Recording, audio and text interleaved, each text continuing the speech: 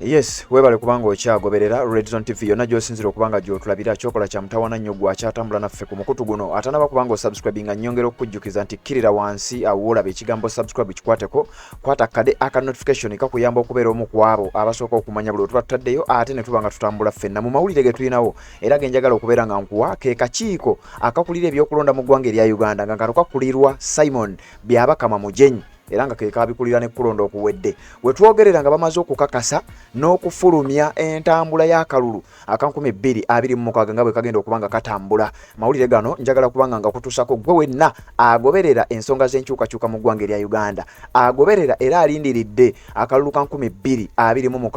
obere nga ate ogenda mu maaso n'okubeera nga oli omu ku abo bannayuganda bagenda okubanga basuula akalulu kaabwe mu mawulire ge njagala okubanga nkuwa gamaze okubanga gakakasibwa nti okulonda kugenda kubeerawo mu mwezi gwa January. Official nomination days zigenda kutandika ng'ennaku z'omwezi zigenda kuba 23 na 24 omwezi ogw'omwenda kakati gwabadde alinda omwezi ogw'ekkumi omwezi ogw'ekkumi nga bwe byali mu kalulu akawedde nja kukutegeeza nti ate ku mulundi guno bino biralamuko kikakasiddwa ng'ennaku z'omwezi 23 omwezi ogw'omwenda next month but 1 n'ennaku z'omwezi nga 24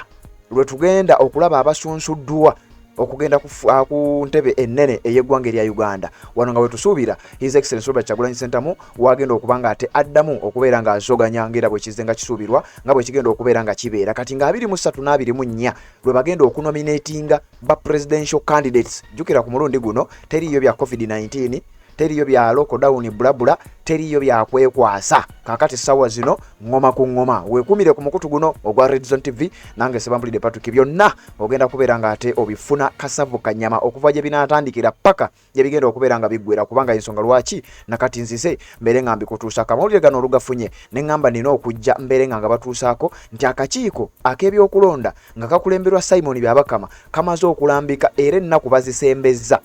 zibaddeyo mu gwa 10 kakati wetwogerera bazizziza mu mwezi ogw'omwenda era gwe wenna yeetegeka nja kusaba obeere nga weetegekera ddala kubanga mu mwezi ogw'omwenda ogujja but 1 tugenda kubeera nga tulaba kye tuyita presidential nominations bagenda kubanga banominatinga ba president nga n'owange His Excellency Robert Kyagulanyi Ssentamu mwagenda okubeera nga abeera era ekiwandiiko ekifulumidde ku mikutu gyabwe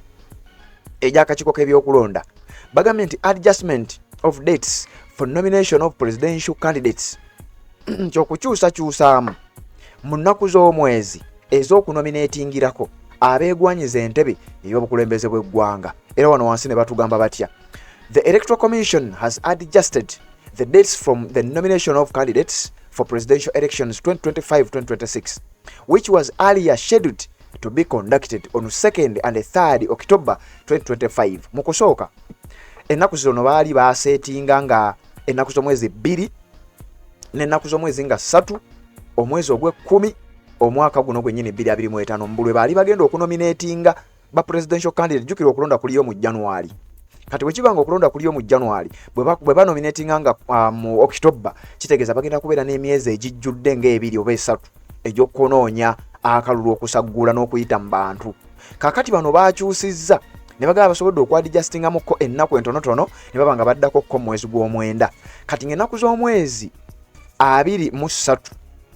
n'ennaku z'omwezi nga 24 omwezi ogw'omwenda lwe bagenda okunominatinga ba presidential candidates nga nkugambye nga n'owange His Excellency Robert Kyagulanyi Ssentamu mwagenda okubeera either ajja kunominatingibwa nga 23 oba ajja kunominatingibwa nga ennaku z'omwezi 24 omwezi gw'omwenda omwaka 2025 olowooza ne ku luno banaddamu ne bamuarresting oba banaddamu ne bamuwamba nga bwe kyali omulundi oguwedde era olowooza ku luno banaddamu okugaana enkuŋŋaana nga bwe kyali omulundi oguwedde era olowooza ne ku luno embeera enaabeeta nga kati nominations zikeddeko okubaliriza alinga ennaku z'omwezi 3 lwe bamunominatinga gwali mwezi gwa 11 omwaka 2020 kitegeeza baanoonya akalulu mwezi gwe-11 mu mwezi gwe-12 almost myezi ng'ebiri gyokka kakati ku mulundi guno gigenda kuba emyezi gikunukkiriza 4 gye bagenda okubanga banoonyezaamu akalulu genda mu comment section ombulire kiki kyosinza okubeera nga weesunga ekitongole ne kyongerako kugamba nga kigamba bwe kiti the commission has made this adjustment after taking into account the post-nomination processes that have to be concluded before the candidates get on the campaign trail nti ensonga zino bazikoze bwe batyo olw'ensonga nti waliwo activities ezirina okukolebwa waliwo process erina okuyitibwamu oba ebintu ebirina okukolebwa nga ba candidates tebannaba kubanga bagenda okuyitaayita mu bantu n'okubeera nga banoonya akalulu. Ekitongole kino oba akakiiko ak'ebyokulonda ne kategeeza nti mu bino bye biriwa mulimu okujjayo oba okukapchalinga presidential nomination returns, empapula zaabwe okuba nga bazikomyawo, okukapchalinga ebintu byabwe ebinku mu bice ebifaanana bwe bityo. Mulimu production of ballot paper samples, balina okuleeta ne bapresentinga ballot papers ne bazibalagako, zigenda kubeera bwe ziti. Abo ba presidential candidates balina obbalaga ku ballot papers, zigenda kutambula bwe ziti. Kati eyo process yonna bagamba nti wali we bakikola wali obudde bujja kuba butono. Production of ballot paper samples, ekyo nkimaze. Harmonization of the campaign programs and the signing of the memorandum of undertaking by all the nominated candidates. Jukira ba candidates bano we baba nominatinga bayina ekiwandiiko kwe bateeka omukono nga bakkiriza era nga bagamba nti jukira ne ali mu buyinza General Kaguta Museveni aba takyali president muddo obwo, abeera presidential candidate era babeera ku level yeemu ne His Excellency Robert Kyagulanyi Ssentamu. Kati bayina ekiwandiiko kye balina okuteekako emikono nga ba presidential candidates nga bagenda mu kalulu nga tebannaba kutandika kugenda kuyitaayita mu balonzi baabwe. Kati akakiiko k'ebyokulonda kagamba nti iyo process ebadde ejja kubeera mpanvu nnyo singa okulonda tukulekayo kubeereyo ennaku z'omwezi ziri nga 23 omwezi gwe10 ne tusalawo tusikeko emabega nga 23 na 24 omwezi ogw'omwenda campaign wezigenda okubeera nga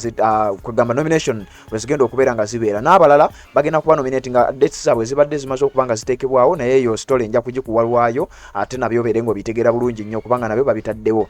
A nomination of candidates for local governments, including SIGs, in line with the Section 132, subsection 1 of the Local Government Act, Chapter 138. Ennaku z'omwezi nga 3 n'ennaku z'omwezi nga 12 wakati awo omwezi ogw'omwenda bajja kuba banominatinga abagenda okwesimbawo ku bwa local government omuli ba SIGs. Nomination of candidates for parliamentary elections in line with Section 26 of the Parliamentary Elections Act, Chapter 177. Bano ababaka ba parliament omuli ba woman MP n'ababaka bali direct n'omubaka wa kukiikirira nga mwali n'owange Honorable David Kyamuzi Kalwanga bajja kuba banominating wakati w'ennaku z'omwezi nga 16 n'ennaku z'omwezi nga 17 omwezi gw'omwenda omwaka 2025. Bino nno tebiri wala, guno gwe tulimu mwezi gwa 7 guli mu kutambulirira kuggwa. Kukitegeeza tulina omwezi gumu gwokka ogusigaddewo okwetegeka okulaba ng'ensonga zino zitambula nga bwe zirina okubeera nga zitambula. Weekumire ku mukutu gwa Redison TV nange Ssemabulire Patrick, nja kubanga ate nkutuusaako byonna nga bwe weetaaga okubeera ng'obimanya, era wano wenjagala okuleka nzije tubeere nga tuliziganya ate mu updates ezigenda okuba nga ziddako. Nga z'obufumbo olina omwami naye ng'akutawanya, olina omukyala ng'akutawanya, bajja ne bakwagalako ne bagenda. Gwe alina ebizibu mu byenfuna nga sente zikuyita mu ngalo, wooteeka sente zifa bufi b'owola tebazza. Gwe aloota ng'ogwa mu nnyanja, gwe alumizibwa omutwe nga guganja okuwona, naawe aloota ng'ebintu bikozesa ensonga z'obufumbo. Nina ekifo ku mugga awali amayinja wennyambulirako ebisiraani, ekikwa, ekifiiriza, omudibo, obutaganja, obutaweebwa. Nzijanjaba abantu ab'enzikiriza zonna, nsiŋŋaanibwa njeru ku lw'ejjinja. Gwanjagala kuba ku namba yange eyo, naawe ali ewala ennyo yita ku WhatsApp.